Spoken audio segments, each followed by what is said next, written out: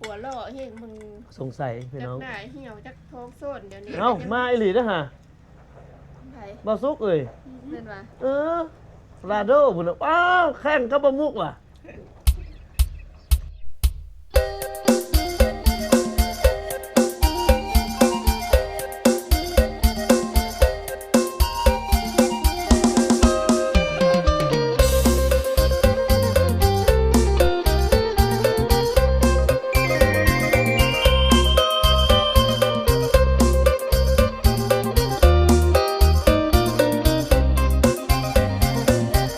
ได้มาครั้งหนึ่งสาบซึ้งอยู่ในดวงใจ ดินแดนที่งามวิไลใครได้ไปเป็นตาสอนมาเห็นข้างหนึ่ง สุนค่าหนึ่งมันแสนอ่อนสอนสาวนาฮีใจอายสะท้อนงามงอนลงหา ไปหามนุษย์ต่างอย่างแหมมาแล้วพี่น้องมาแล้วนี่ อาหารการกินว้าวแกงหน่อไม้โอ้ยมีอาหารย้อนอันนี้แหละ ไปกินข้าวบ้านคนอื่นก่อนกะที่จริงโอนหันเป็นคนใจดีที่สุดละแต่ว่าที่อยากหายบ่เตียงย้อนบ่มีสัญญาณเน็ตวันนี้เพิ่นตั้งใจแฮงพี่น้องเพิ่นตั้งใจแฮงว่าอยากให้น้องๆได้กินแกงหน่อไม้อยู่เฮือนวันนี้ไปพุ่นแหละไปพุ่นผัดไปกินข้าวก้อนแหละเพิ่นย้านให้เฮากินข้าวบ่แซ่บน้องจ้อยเป็นตลอดแม่นบ่ฮะเป็นดุอยู่เนาะเห็นว่าประกาศในลงเฟซพุ่นน่ะ ย้อนเราเป็นห่วง ประกาศนำ สาเหตุเป็นจังได๋ สาเหตุกับตอนที่เพิ่นไปเนาะเพิ่นก็บอกว่าไปถ่ายคลิปรอถ่ายคลิปว่าซั่นนะหลังจากรอถ่ายคลิปแล้วตอนที่เพิ่นออกจากบ้าน3 โมง เลย3 โมงเอาคือว่าเงียบจิ๊บแท้กัน5 โมงโทรไปบ่รับ6 โมงโทรไปบ่รับเอ้าไปทางใด7 โมงโทรไปบ่รับ8 โมงก็เลยว่าเขียนลงเฟซว่าประกาศตามหาป้าต้อมเห็นเลย แล้วเป็นจังได๋บัดนี้ผลลัพธ์ออกมา ผลลัพธ์ออกมาจ้ะแล้วเพิ่นว่าเอ้าต้องสิประกาศตามหาค่อยเห็นยังข่อยก็อยู่กรุงเทพอยู่จ้ะก็คิดว่าไปทางใดเนาะบ่ฮู้ว่าก็แม่นอยู่รถไทยคิมบ้านคุณค่อยบ้านเต็นซื้อไปแล้ว นั่นนะเพราะว่าผัวไปทำงานกับว่าเนาะกับ เอาน้องพลอยเด้คันว่ามื้อใดมื้อหนึงที่ได้สามีแบบสิประกาศตามหาคือไอ้จ้อยบ่ฮะไปแล้วเป็นรถ ว้าวนึกไปแล้วเป็นรถน้องพูดเด้ประกาศบ่ประกาศ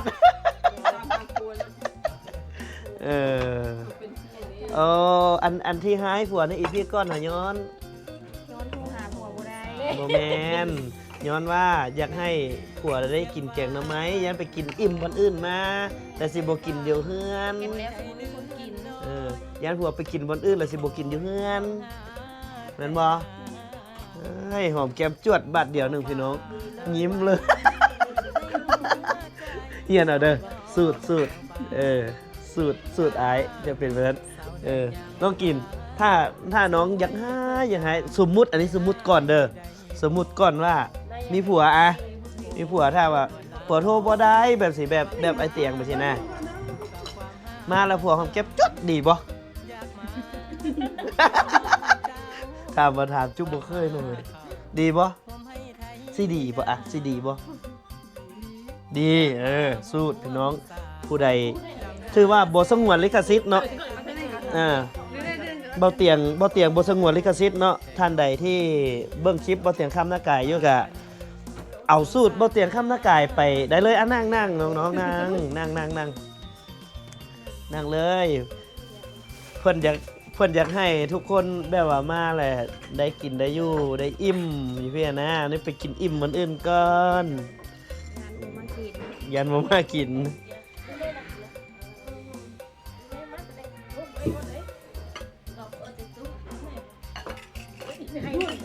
มาตั้งยางเข้าไปใส่เลย อันนี้เอาตัวนี้เข้าไปเอาสาวๆเข้านั่งทางพี่โจมให้สุภาพบุรุษ โยโย่เลยเอาตัวนั้น ขอเชิญสุภาพบุรุษและสุภาพสตรีบอกมีต่างอย่างอยู่มีต่างอย่างอยู่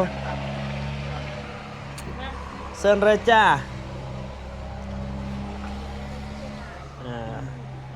อย่าลืมเก็บภาพ ผมก็ได้เลยนะ อย่าลืมเก็บภาพประทับใจหน่อยเด้อโอ้ขินฮอดเบาตอมเนาะพอแท้เป็นแบบซี่ขินฮอดเบาตอมใส่ขึ้นมาเลยเด้อเกือบเด้อใส่เลยมันหยินมันเปื้อนเด้ใส่รถเขาเลยเอาตั้งนั้นมากับเจ้านั่งเลยกันแล้วเอามาเลยบอจะมาแล้วนี่อันนั้นบะมุกนั่งฮั่นอันนั้นบอกเราสูงแล้วกระเบื้องดูคันเฮานั่งเธอบ่เห็นท่านหัวอันนี้น้องพลอยนั่งซื่อๆได้จังเห็นนะโอ้เสียดายบ่ตอมบ่อยู่เนาะบ่ตอมอยู่นี่ม่วนกว่านี้เลยล่ะแบบโหดม่วนมันฮาเลยแล้ว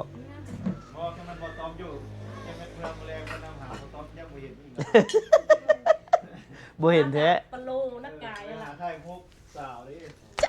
เอ้าโตยังอันนี้โตยัง เอามาลงมือเล ฮะ ยเนาะ โตยังอันนี้แต่เจ้าของเพื่อนเด้อประกาศตามหาเจ้าของบ้าน ประกาศตามหาเจ้าของบ้านเอาลงมือจ้าลงมือเลย เอ้ยโอนเด้อเด็กกับถอยต้องกินประเภทเด้อกลับรถนะ กินก่อน เสียดายมันเลยเข้าเพื่อเสียดายมามันไม่ง่าย เมล็ดหนึ่งเนาะ ๆแม่นเดี๋ยวไล่ใครยอม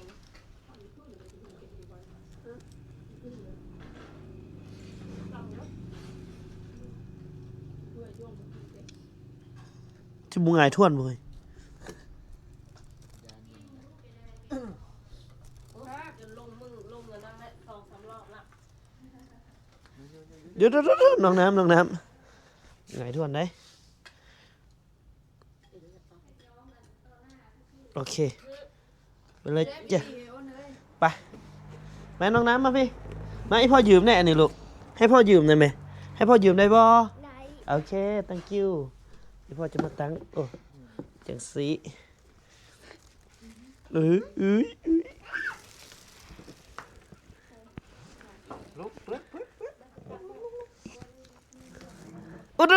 อย่ากวนมาลูกไปมาอย่ากวนมาไปมากินข้าววันนี้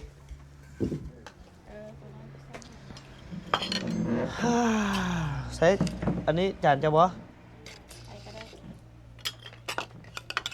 ลูกจานคนน้ำผักเจียว บ่ กินเลยเด้อ กินงามๆกินแซ่บๆกินหลาย นุ่งเสื้อบาง ๆนุ่งเสื้อบางโพด ตอนขึ้นมาฮ้อนเราจะเอาเสื้อให้ยืมเราจะเอาเสื้อให้นุ่ม นอนบ่มุกมาเซิน มาเลยเอามา บ่มุกเราอิ่มอกอิ่มใจแต่หึงแล้ว หยอก ไอ้น้ำเห็นมาจานข้าวเอาไปตัดกินเด้อเป้าเด้อแกงไปใส่มะเขือเทศจะกินแกงน่องมาสั่น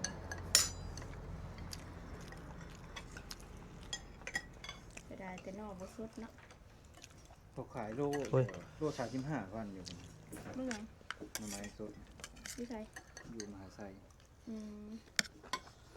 น่องสดเนาะ อย่างอยู่บ่อนว่างวัฒนาอันเฮ็ดเวียงหันครับมีมันบ่ โล50 บางทุก เอามันเป็นอันไม่หยังก็ อดเอาประมาณเดือน5ก็ได้กินแหละสดนะน่าสดบ้านน่ะดีน่องขาวๆเนาะ อืม แม่น เดือน5เหรอพาเดี๋ยวไปหาปะ ไปหากันได้สิฮักเนาะไปหาน่องสิเจ้าไปหานะ น้อยไผ่เท่านั้นเนาะ น้องไม้ไผ่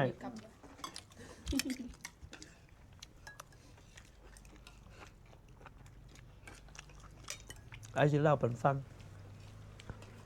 ไปอันตองเหลืองเนาะเพิ่นย่างนี่นะบ่ได้ยินฮอดเสียง ต้องเหลือแค่ยังจะ บ่ยินเสียง เอาเบ้าอันคำน้อยน่ะค่อยเห็นแล้วเราย่างกึบไปค่อยกระจอกฟังแล้วค่อยเคลียร์โทรศัพท์อยู่ในข้างเฮือนน่ะนะจักเรามาตอนใดไปเบิ่งเอ้าคำน้อยขึ้นนานมาได้ไปเบิ่งจะนอนละบ่ได้ยินเสียงตีนเลย บ่แม่นตัวเองเมาบ่ บ่ได้เมาหมื้อนะฮะตอนเช้าตอนแรงบ่ได้เมาหมื้อนะเออ เป็นเนาะต้มเนาะไอ้ถุงใส่สั่งมาม่าบ่ เมื่อยท้องจังน้อยพุ่นแหละ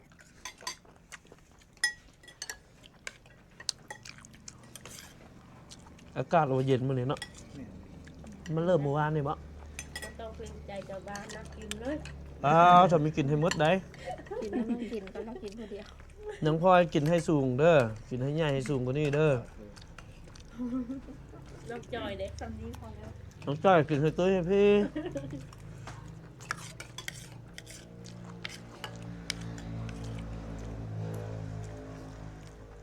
เข้าแล้วใส่อันฟ้าเกาให้ ดูนะเบิดละ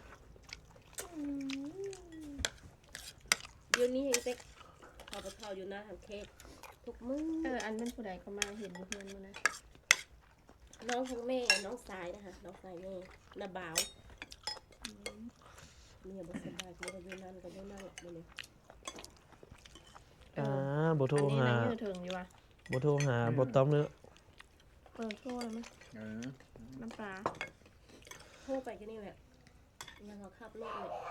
อืม ไปส่งแม่ขึ้น ขึ้นเครื่องบิน กินบ่อันนี้ แล้ ก่ ว อน ที่รถเอา บ่มากอ่ะ ไม่อยาก เอามาพี่ด้วยกันบ่มาก มะเอือด มักเอื้อดน้ำปลา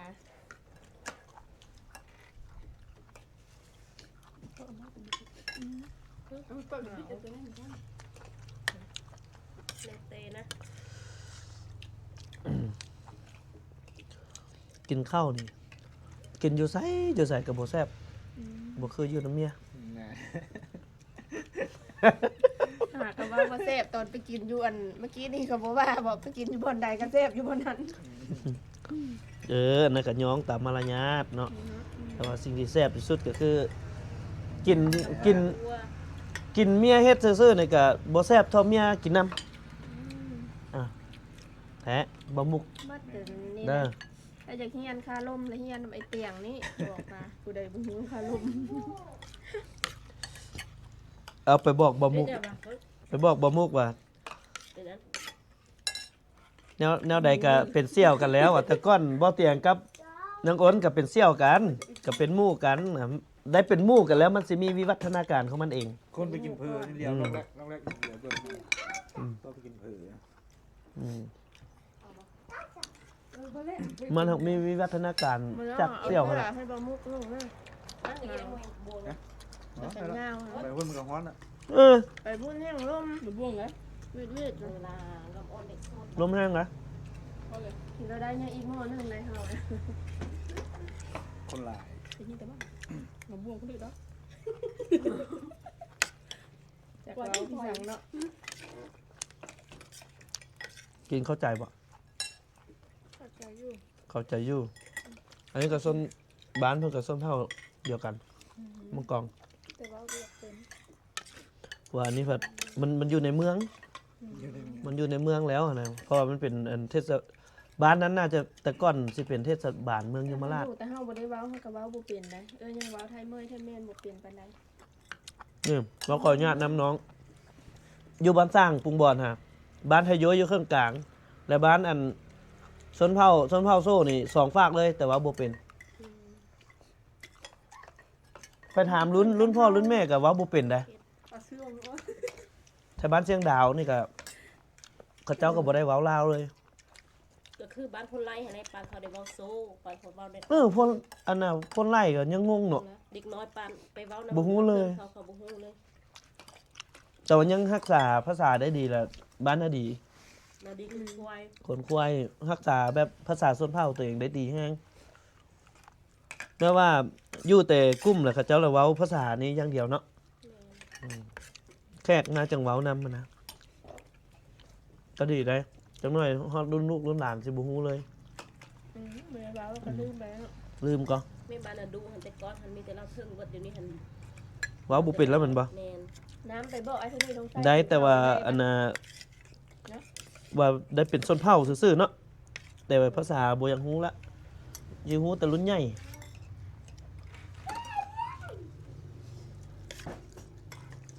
ไปไหมไปบอกไอ้ที่นี่ต้องใส่ คืออ้ายนี่ก็ยังสำเนียงโยยบ่มีละอะไรว่าไม่จักให้ เว้าสำเนียงโยยบ่เป็นแล้ว ออกจากบ้านมาโดนแล้วบ่ซันเสร็จแต่ก้อนเสร็จ เราเป็นแต่บะม่วงนะ แต่ก้อนเสร็จกินข้าวกับพี่สร้างเหรอกินข้าวกับสร้างห่อมีห่ออีกได้ แล้วก็ว่า ไปเซยล่ะไปสิเดยล่ะ เอาไปกะเลอนะ อีโพอีเบแต่สิ่งที่เป็นเอกลักษณ์ก็คือห่อนั่นแหละ เหาะแห้งนะ ห่ออีหลีได้ คือจะบินอยู่ทั้งฟ้าบ่ได้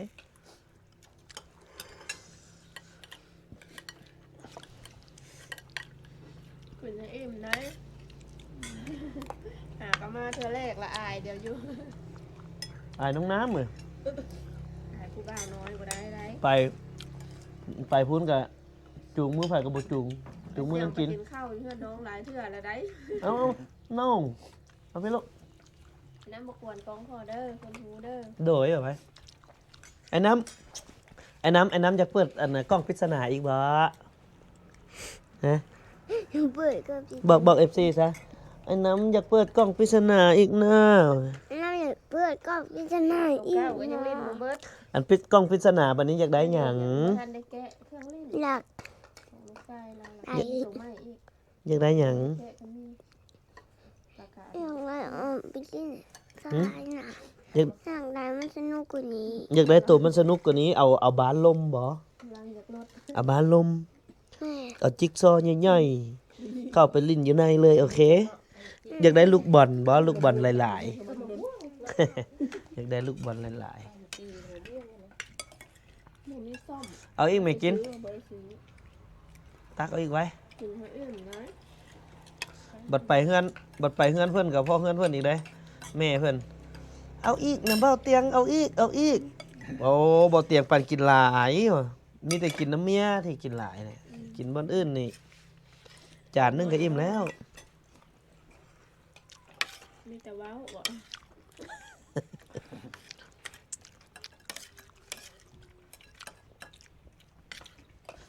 บะมุก บะมุกนี่ผู้สาวนี่ก็มักอยู่พี่น้องเลยแต่ว่ามักที่สุดก็คือผู้สาวรอบสองแถมมีลูกสี่ลูกห้าโอ้มักแฮงเลย เร็วๆเลยไปอะไรก็ว่าแต่ลูกซีลงมา บ่ได้ปัวหม้อก ใส่จากหัวเนาะไป สบาย เตียงแล้วไอ้เตียงจับซากให้ตลอด ำเบาซุกก็จนว่าโอ้ยตายแล้วบ่ได้เมียน้ำมูกแล้วบ่ได้เมียน้ำมูกแล้วนั่นนี่วะไปทางใดก็จัดให้แต่มีผู้สาวอยู่บ่อนนั้นบ่อนนี้ตายแล้วเพิ่นว่า บัดไทายหูเพิ่นกลัวหมู่อีกได้ หนูยังไว เพิ่งว่า ถ่ายรูปนี่โอ้ยเนาะเฮ็ดแนวใดบ่ได้ ไปข้างหน้า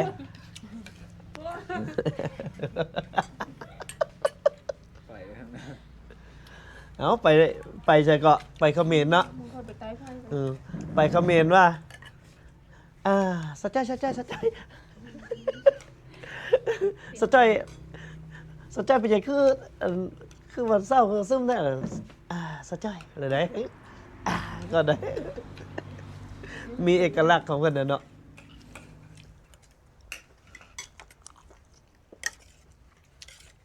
กันยอกไปก็ยอกแท้ยอกว่าอะไรเพิ่นยอกได้ เราจะให้ผู้สาวเมื่อก่อนได้พื้นสาวจะไปแต่สาวคนเนาะ อืม อย่าอดหัวน อนพีเด้อ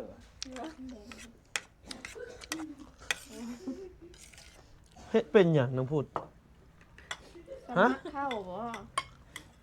สมัครให้หยังหัวไอ้นี่ ตอนไปถ่ายเพิ่นตอนนั้นเนี่ยเราชุบจับเพิ่นเนี่ย บึ้ง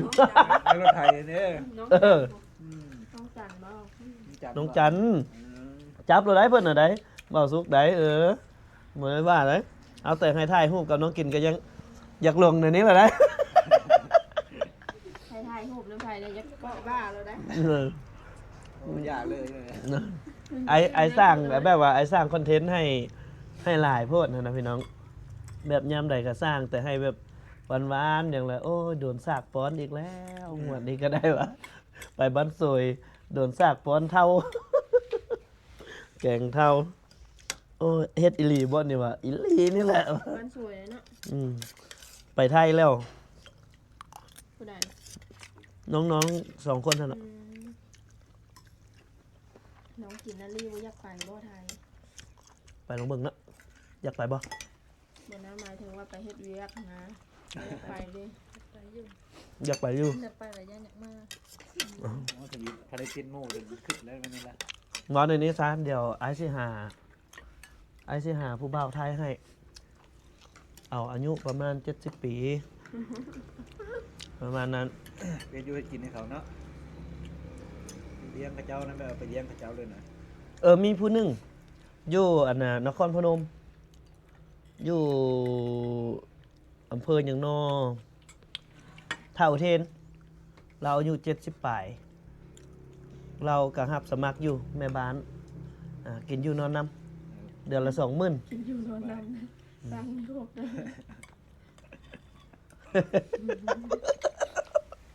สมัครบ่พอย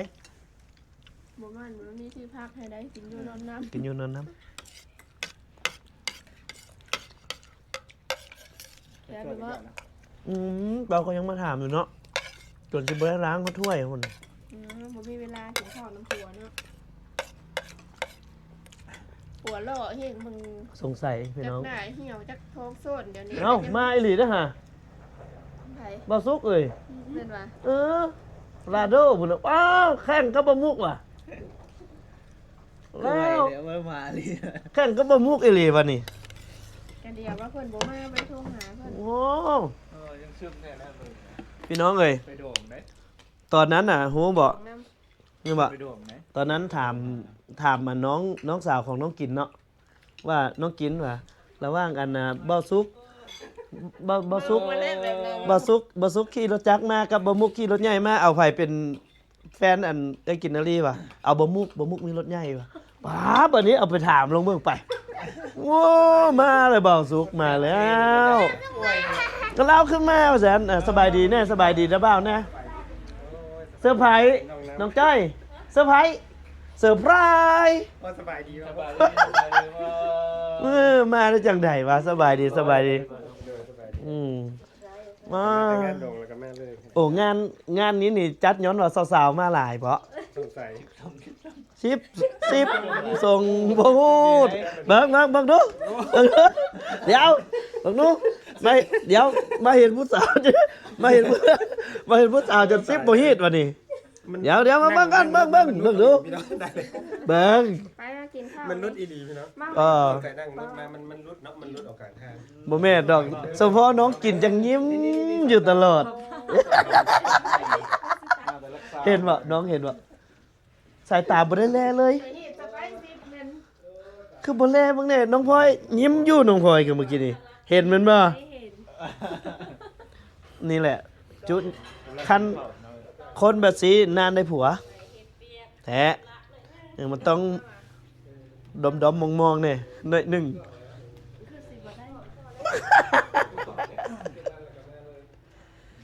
บอสุกมาแล้ว มาแล้วมาเลยโอ้ย บอสุกมาแล้วพี่น้องบอสุกมาแล้ว มากินข้าวเลยเบิร์ดพักกินข้าวก่อน น้องหัดสิไปจะเศร้าก่อน ไปทะแคงนะ แม่สิไปจะเศร้าไปซื้อมาเล่น